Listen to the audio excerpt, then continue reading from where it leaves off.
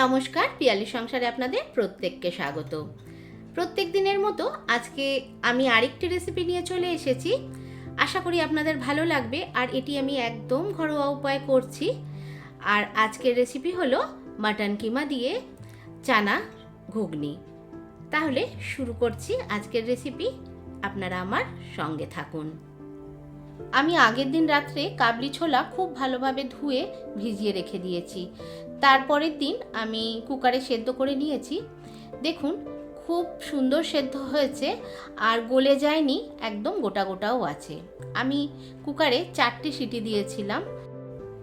যদি মনে হয় 4টে সিটিতে ঠিকঠাক সেদ্ধ হয়নি, আপনারা কিন্তু 5টা সিটিও দিতে পারেন। এরপর আমি ফ্রাইং প্যান বসিয়ে ওর মধ্যে কিছুটা সর্ষের তেল দিয়ে আর একটু জিরে আর তেজপাতা ফোড়ন দিয়েছি। তারপর আমি মিডিয়াম সাইজে 3টে পেঁয়াজ কুচি করে রেখেছিলাম, সেটা দিয়ে দিলাম। এরপর আমি খুব ভালো করে ভেজে নিচ্ছি। পেঁয়াজটা কিন্তু গোল্ডেন কালার হলে আমি এদিকে কিমাটা ভালো করে ধুয়ে রেখেছি সেটা দিয়ে দেবো। আর কিমাটা আমার দোকান থেকেই কেটে দিয়েছিল, তবে সাইজটা একটু বড় বড় করে দিয়েছিল, আমি একটু ছোট করেই কেটে নিয়েছি। সঙ্গে চর্বিও আছে, আর ঘুগনিতে একটু চর্বি থাকলে কিন্তু খেতেও ভালো লাগে। আমি যেমনি কাবলি ছোলা দিয়ে ঘুগনি করছি, আবার এমনি মটর দিয়েও কিন্তু খুব ভালো লাগে। তো আপনারা কে কোনটা খেতে ভালোবাসেন অবশ্যই আমাকে জানাবেন কমেন্টসে। আর এদিকে আমার দেখুন এগুলো অনেকটা ভাজা হয়ে গেছে। এরপর আমি একে একে মশলাগুলো দিয়ে দিচ্ছি, যেমনি জিরে গুঁড়ো, ধনে গুঁড়ো, লঙ্কার গুঁড়ো, তারপর হলুদ গুঁড়ো, আদা বাটা, রসুন বাটা। আমি 1 চামচ করে সব দিয়ে দিলাম, দিয়ে খুব ভালোভাবে মিশিয়ে নিচ্ছি। আর আমি 2টো টমেটো একদম ছোট করে কেটে রেখেছি, আর 5-6টা কাঁচা লঙ্কাও কুচিয়ে রেখেছি, সেগুলোও দিয়ে দিলাম। লঙ্কাটা অবশ্য কে কেমন ঝাল খাবে তার উপর নির্ভর করেই দেবেন।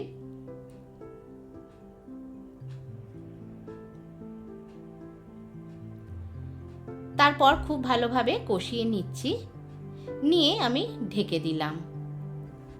3-4 মিনিট পর ঢাকা খুলে আমি একটা আলু মাঝারি সাইজের ছোট করে কেটে রেখেছিলাম সেটা দিয়ে দিলাম। এখানে আপনারা চাইলে আলু নাও দিতে পারেন, তবে আলুটা দিলে একটু মাখো মাখো ব্যাপারটা হয়, খেতেও ভালো হয়। আর আমি একসঙ্গে সব কষাতে থাকলাম। এখানে বলে রাখি, আপনারা যারা আমার সঙ্গে আছেন, যারা আমাকে সাবস্ক্রাইব করেছেন আমার চ্যানেলটিকে, তাদের অনেক অনেক ধন্যবাদ। আর যারা এখনও করেননি তাদের সাবস্ক্রাইব করে দেওয়ার অনুরোধ রাখলাম। আর অনেকেই আমাকে কমেন্টস করছেন আপনাদের যে আমার রেসিপি ভালো লাগছে, অনেক অনেক ধন্যবাদ। এদিকে আলুটা খুব ভালোভাবে মশলার সঙ্গে কষিয়ে নিয়েছি। তারপর আমি আবার ঢেকে দিলাম। 3 মিনিট পর ঢাকা খুলে এরপর আমি 3 চামচের মতো দই ফেটিয়ে রেখেছিলাম সেটা দিয়ে দিলাম। সঙ্গে আমি একটু জলও দিয়ে দিলাম। আসলে আলু আর মাংসটা এখনও কিছুটা বাকি আছে সিদ্ধ হতে, তো আমি খুব ভালো করে মিশিয়ে আবার ঢেকে দিলাম। এই ঢাকাটা আমি প্রায় 4 মিনিটের জন্য ঢেকে রেখেছিলাম।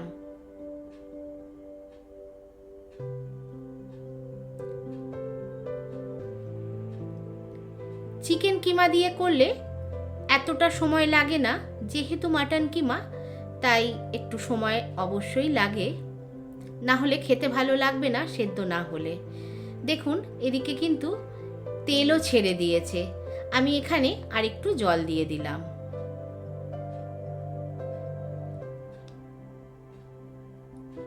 আর এটা রুটি, পরোটা, লাচ্ছা, যে কোনো রুটির আইটেমের সঙ্গে, চাপাটির সঙ্গে খুব ভালো লাগে খেতে। আর শুধুও কিন্তু অপূর্ব লাগে। আর আমি এখানে গরম মশলার ব্যবহার করিনি, তবে আপনারা যদি মনে করেন যে গরম মশলা দেবেন দিতে পারেন। দেখুন এখানে আমি আবার 4 মিনিট পর ঢাকা খুলে সেদ্ধ মটরটা দিয়ে দিলাম, দিয়ে ভালো করে নাড়াচাড়া করে মানে ভালো করে মিশিয়ে এরপর আমি গরম জল দিলাম। গরম জলটাও আপনারা কতটা ঝোল রাখবেন তার উপরই কিন্তু নির্ভর করে আপনারা দেবেন। তারপর আমি 2 মিনিটের মতো ঢেকে রেখে দিলাম।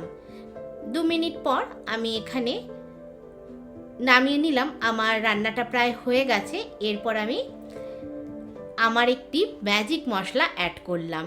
এই মশলাটা কিন্তু দারুণ লাগে। এই মশলাটার রেসিপিটা দেওয়া নেই, তবে আমি বলে দিয়েছিলাম মুখে। ওই ধনে, জিরে আর মৌরি, শুকনো লঙ্কা আর তেজপাতা দিয়ে এই মশলাটা করেছি, সেটা দিয়ে দিলাম। ব্যাস, এবার সার্ভের জন্য রেডি।